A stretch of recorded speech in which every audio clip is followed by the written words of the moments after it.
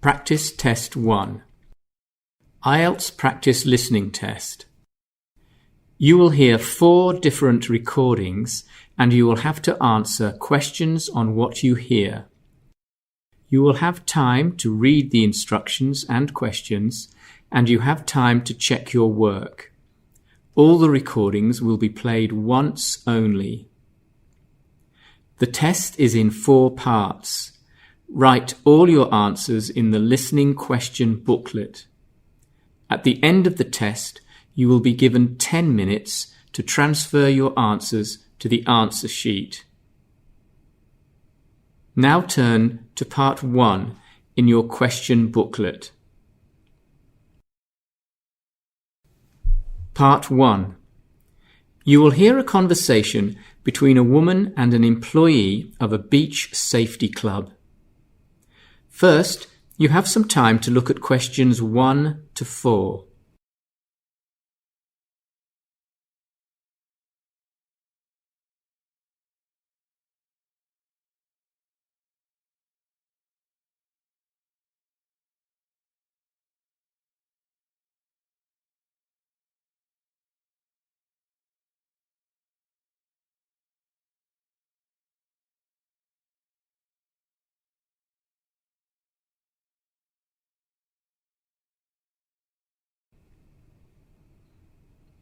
You should answer the questions as you listen, because you will not hear the recording a second time. Now, listen carefully and answer questions 1 to 4. Good morning. How can I help you? Oh, hi. Good morning. Well, I've recently moved back here from overseas and I'd like to inquire about enrolling my children in the club. I hear you have a great program for kids. Yes, we do. Our kids program is called the Beach Skippers Club and it's for 5 to 16-year-olds. Sounds great. My 2 are in the age range. What do I need to do to enrol them? Well, let me get your name first. Okay, it's Celia Hanworth. Celia Hanworth. Okay. Are you a member of the club yourself? Yes, I am actually. I was working overseas, in Germany, but I always kept up my own membership. I just have an associate membership. Great, that'll be easy then. Now, do you have your membership card with you? Yes, I've got it here. And the number is CH80738991. I'll just look you up on the computer. Yes, CH80738991. Celia Hanworth, here you are. Are you still at the same address? No, actually we've moved. We're now at Unit 7A, number 835, Newmarket Road, Bowen Harbour. Oh yeah, I know it. That's the new apartment building, isn't it? Number 835, you said? Yes, I work at Newmarket Business Park, so it's very convenient. Yes, it must be. Now then, how many children would you like to enrol? 2, actually. I have a girl called Kim, she's 6, and then there's my son Damien, who's 12. Okay. Now, have you thought about the kind of membership you want? Looking at your leaflet here, I can see there's the social or the competition membership. Well, I think I should put them in for the social membership. I don't think they have enough experience for the competitions yet because they didn't get to the beach much in Germany. Before you hear the rest of the conversation, you have some time to look at questions 5 to 10.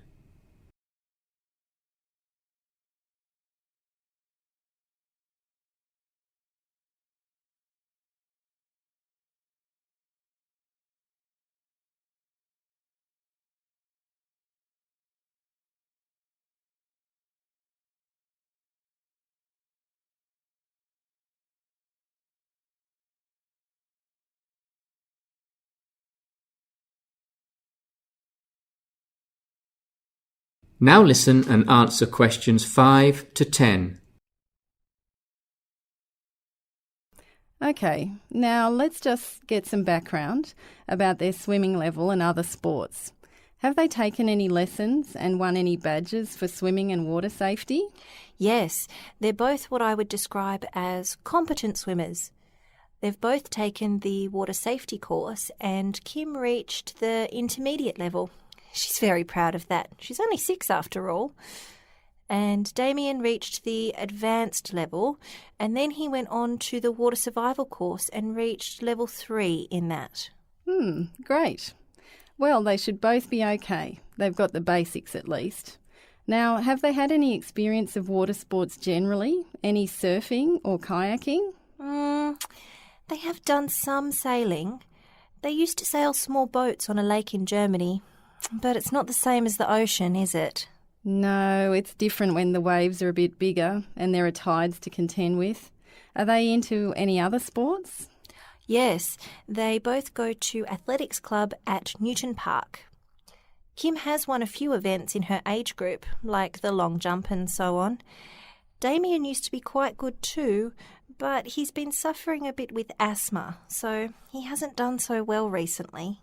Oh, poor thing. Yes, I was going to ask you about medical conditions.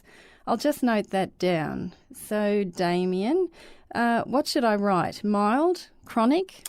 Oh, it's just mild asthma, really. The swimming seems to help with it. Okay, that's everything. Oh, just one more thing. I assume English is spoken at home? We like to know if the kids have any other languages or cultures in their home life. Sure. Well, we use English mostly, but they both speak some Arabic as well, because my husband's from Lebanon, you know. Okay, got that. Well, that's all now. So you can bring them on Saturday 21st at 9 in the morning and we'll do a quick check on their swimming ability. Oh, and you can fix up the fee then. It'll be $160 for both of them. Oh, actually we can't come this Saturday. How about next Saturday? That's March 28th. Okay, great. I'll put you in for next Saturday. We'll look forward to meeting Damien and Kim. Thanks. They're so looking forward to it. That is the end of part 1. You now have half a minute to check your answers.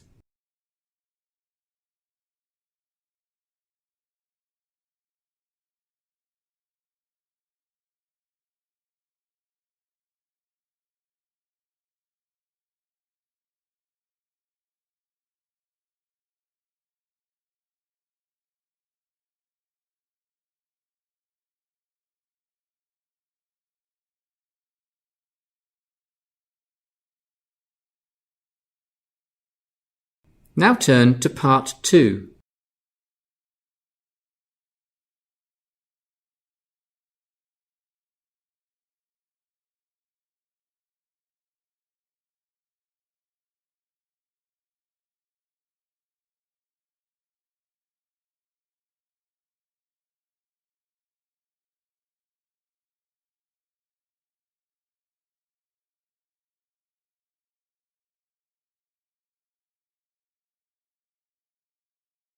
Part 2. You will hear a man making a presentation to a school committee. First, you have some time to look at questions 11 to 16.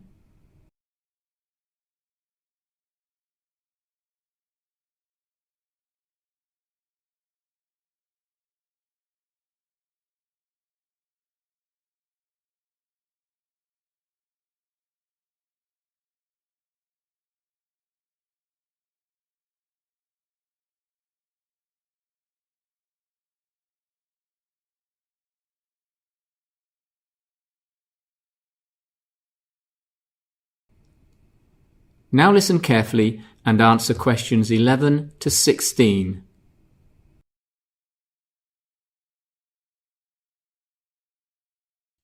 Well, good evening everyone, and thanks for coming tonight. As you all know, I've been asked to report to local school committees on the new Graces Creek activity camp, which is in the final stages of construction as we speak. So let's first of all have a look at the sketch of the overall layout. I'll point out the major features and show you a few slides of the facilities as we go. Remember that some of them are a work in progress.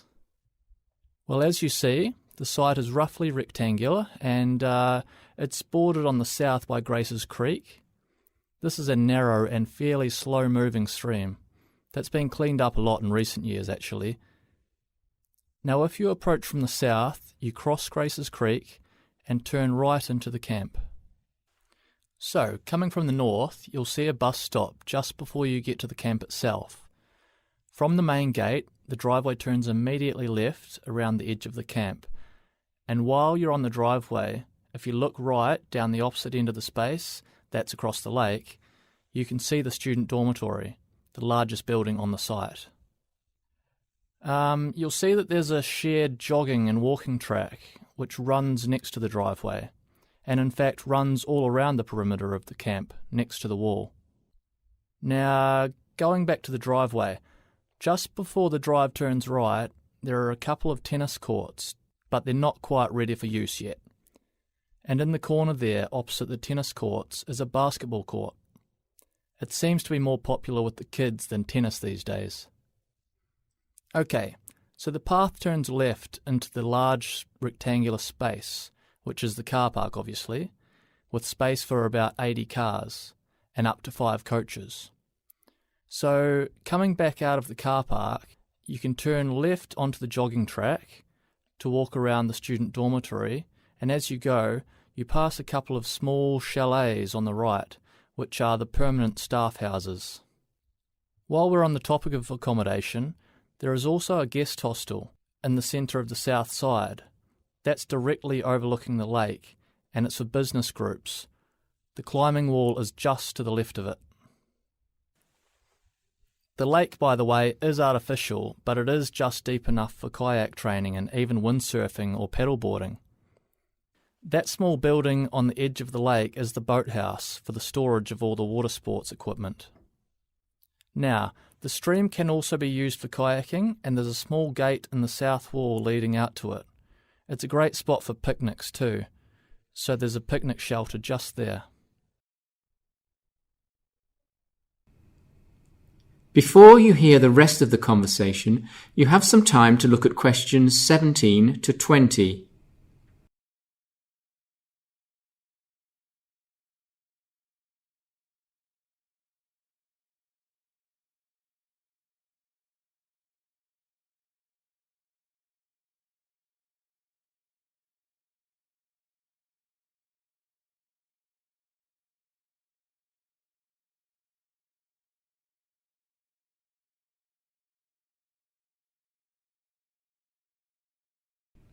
Now listen and answer questions 17 to 20.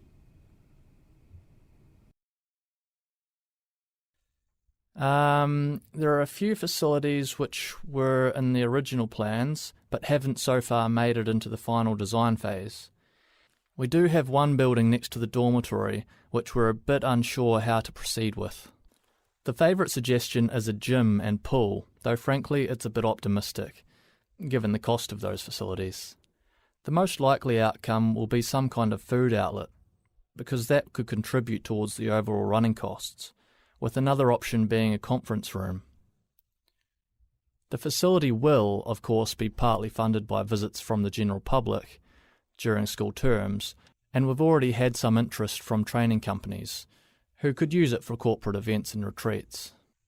That will contribute a lot to the upkeep and development, because council funding won't cover everything, though it does cover the bulk of the ongoing expenses. Well, the site might seem a little far from most of the schools in the council area, but I should just mention that one of the attractions of this location was the easy road access and proximity to transport hubs.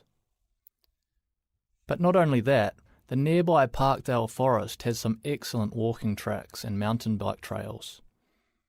If there's a drawback, I'd say it's the lack of convenient shopping facilities within walking distance. It's going to be a great addition to the facilities available to everyone in the area, and it's the end result of a long consultation process with schools and the public.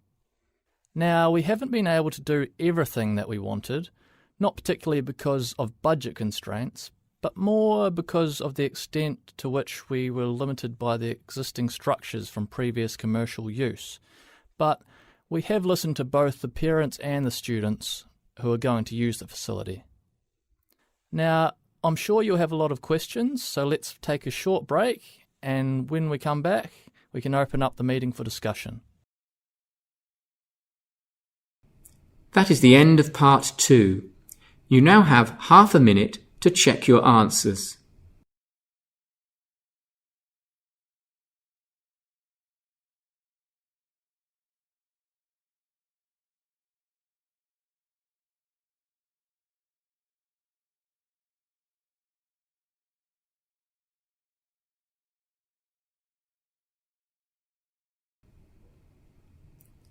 Now turn to part 3.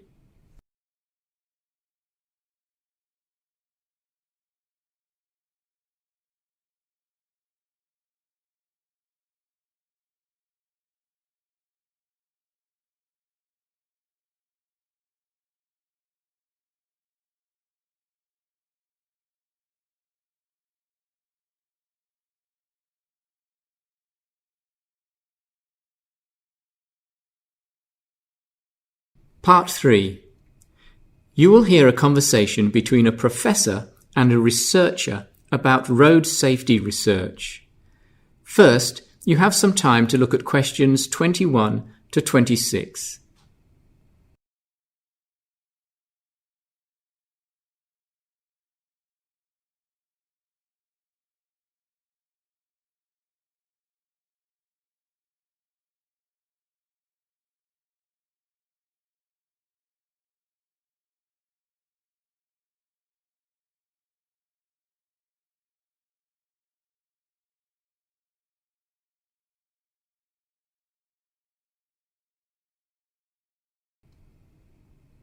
Now listen carefully and answer questions 21 to 26.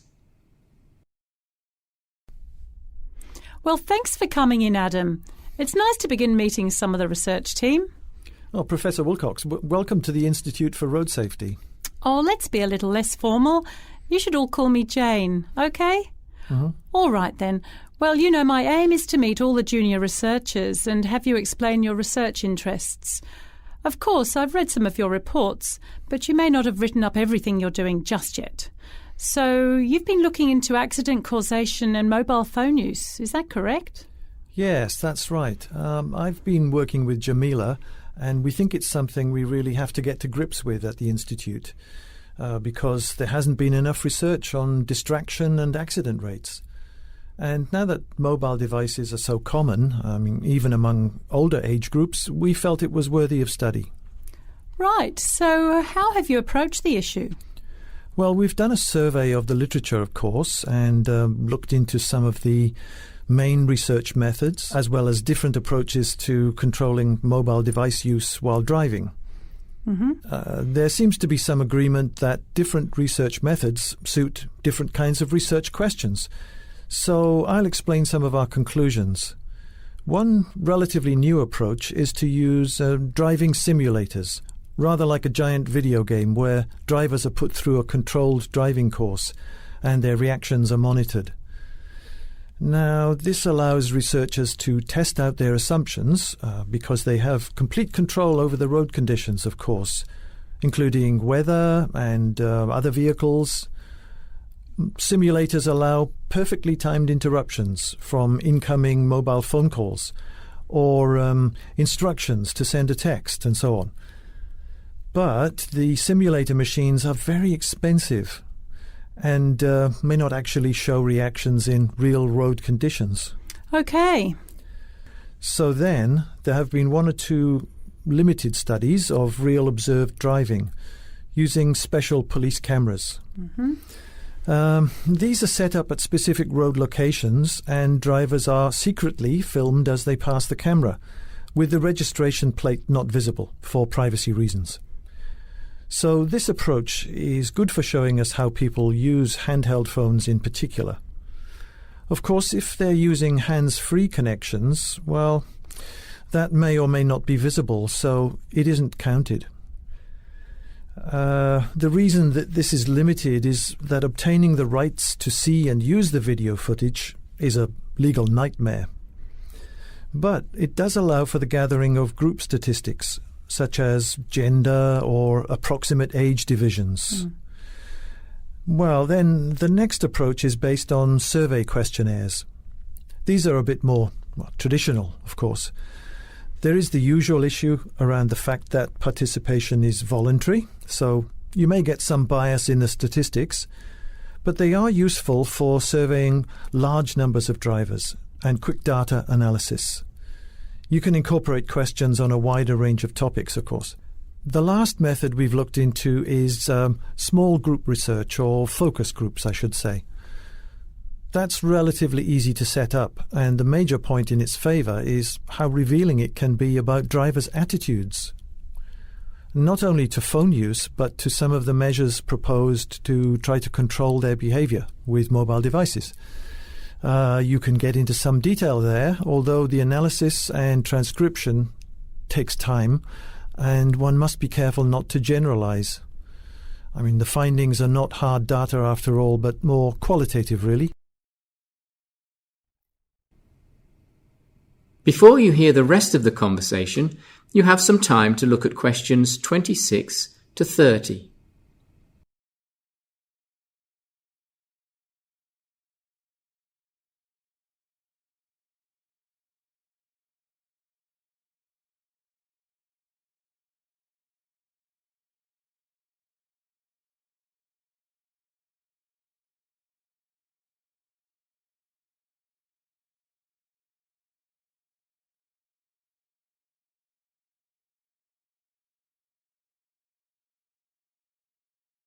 Now listen and answer questions 26 to 30.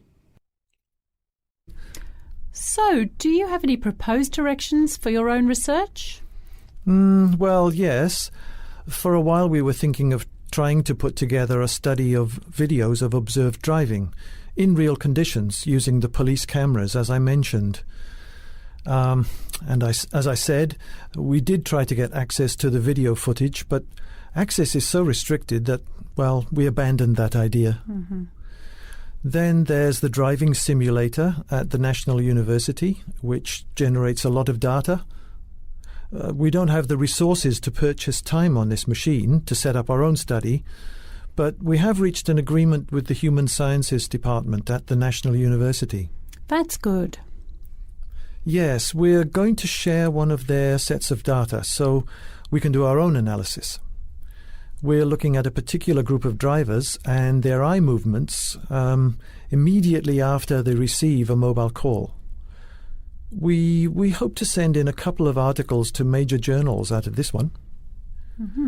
Then we put together a questionnaire on attitudes of drivers, in particular on attitudes to measures designed to prevent mobile phone use, such as punishments. We considered a focus group on this, but in the end we felt that we needed the larger number of participants offered by a telephone survey. OK. Well, I'll have a look at your proposals on those ideas when I've settled in. I haven't worked much with telephone surveys myself, but I do know you have to be very careful how you identify yourself to the participants and be prepared to spend a lot of time making calls in order to get the numbers, more so than with postal surveys. And have you considered using live observers, making real-time traffic observations? I've heard that in Britain there's a research group using psychology students to sit at road intersections for short periods of time. They record their observations on computer tablets as drivers go through the lights, which is often a time when they start making a call. Yeah, great idea. Thanks, Jane. I can see it's going to be very useful working with you. That is the end of part 3. You now have half a minute to check your answers.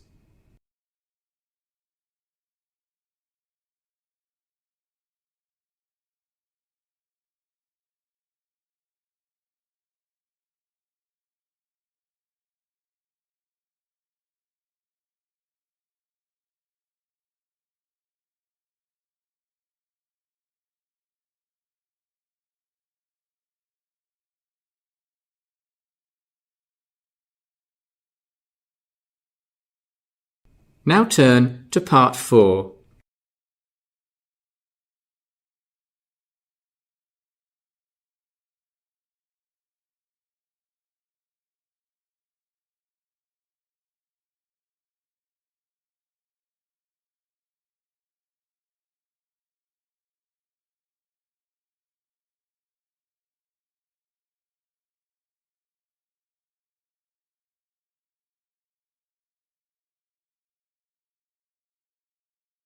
Part 4.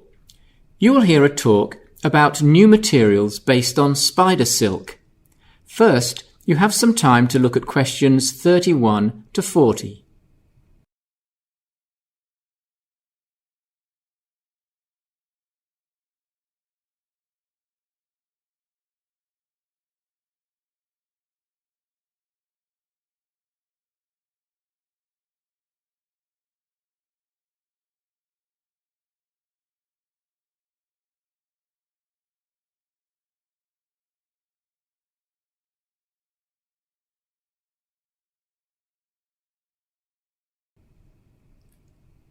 Now listen carefully and answer questions 31 to 40. Well, good morning everyone, and thanks for inviting us today. As you know, I work as a senior materials researcher for FutureMat. My colleague Frank and I are here today to interest you in getting in at the beginning of an exciting new branch of materials science, synthetic spider silk. You've all seen spider webs and spider thread, or silk as we call it. Now, some of you might not like spiders, but believe me, they all have their own technology, which we're only now beginning to understand. Now, you're here as investors. Well, we firmly believe that the production processes we're developing based around the properties of spider silk have the potential to revolutionize a number of industries. For example, textiles, cosmetics, leisure equipment industries, and even some fields in automotive and aerospace. The interesting thing is that the multinational companies, even the household names you all know, have invested millions in trying to develop synthetic spider silk into commercial products, but basically have given up on it. So it's been left to the smaller startup companies like ours to continue the work. We may not have the resources to scale up to commercial products just yet, but we and a couple of our competitors have made some breakthroughs in the production processes. And we're sure that will interest the major companies in buying our patents. So let's get into some specifics. People have known for many years that weight for weight, spider silk is incredibly strong and tough, which has led to all this interest by material scientists. Now, strong and tough are not the same thing, because we define strength as the weight a material can bear, while toughness is a measure of the energy it can absorb before it breaks. It may surprise you that some types of spider silk are 5 times stronger than steel. And you know those bulletproof vests that are worn by the riot police and security forces? They're made of Kevlar, which is a tough man-made fiber. Well, spider silk is lighter, but could be 3 times as tough. It's important to note that real spider silk is a complex protein, but we now understand a lot about its amino acid structure. I won't bore you with the details, but it mainly consists of repeated glycine and alanine chains. Now, this protein structure gives it other interesting applications which have excited medical companies, particularly producers of external wound dressings and patches. And that is because it has antimicrobial properties and is not rejected by human tissue. So, infection rates can be reduced in accident victims. And thinking far ahead, another medical application is in replacements for human tendons or ligaments, as parts within artificial limbs or human joints, where flexibility is crucial.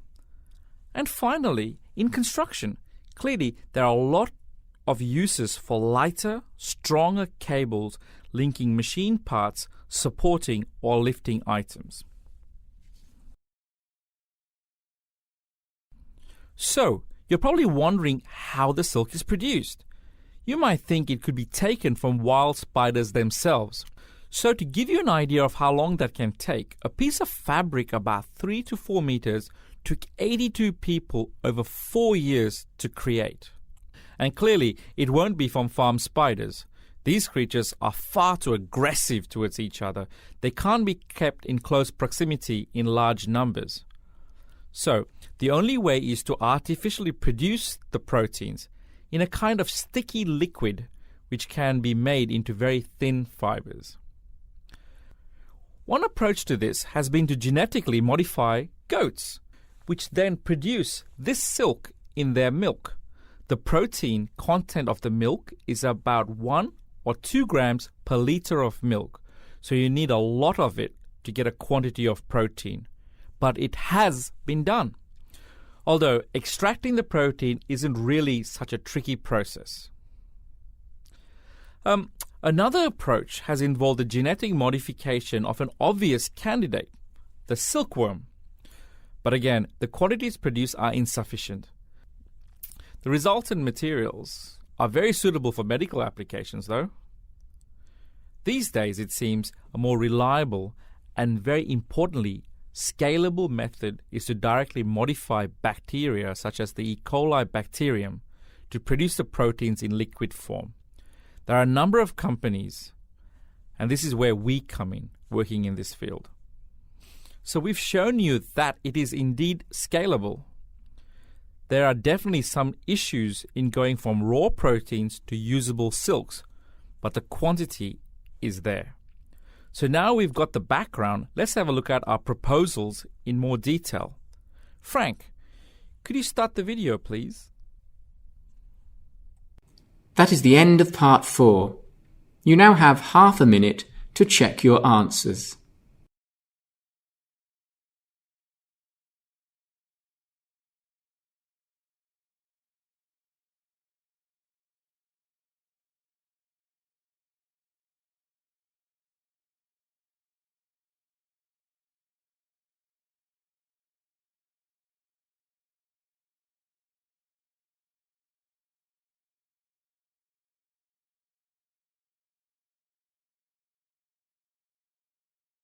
You now have 10 minutes to transfer your answers to the answer sheet.